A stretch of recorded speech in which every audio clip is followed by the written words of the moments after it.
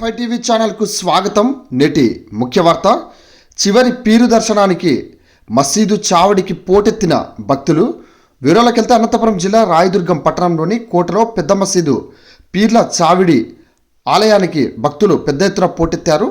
చివరి పీరు దర్శనానికి శుక్రవారం రాత్రి భక్తులు మసీదు చావడికి పెద్ద ఎత్తున తరలి రావచ్చి చక్కెర చదివింపులు చదివించి మొక్కులు తీర్చుకోవడం జరిగింది. దీంతో చివరి పీరు దర్శనం అనంతరం ముజావర్లు మరియు ఆలయ కమిటీ సభ్యులు పీరును పెట్టెను భద్రపరిచి గోడపై వేలాడదీయడం జరిగింది. దీంతో మొహరం వేడుకలు ఘనంగా ముగిసినట్టు ఆలయ కమిటీ అధ్యక్షులు కోదండ సత్యనారాయణ తెలియజేశారు.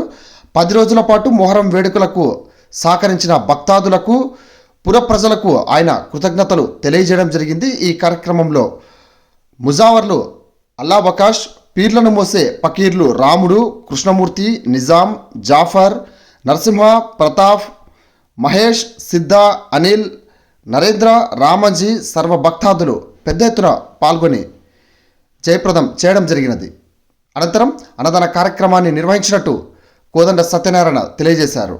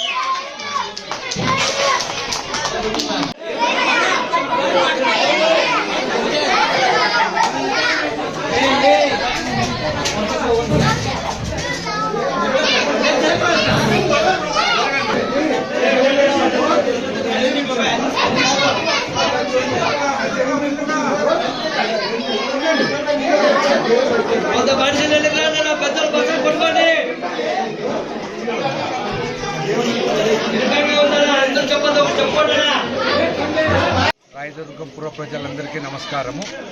మొహరం పండుగ సందర్భంగా 10 రోజుల పాటు ప్రతిరోజు కార్యక్రమాలు జరగడం జరిగినది.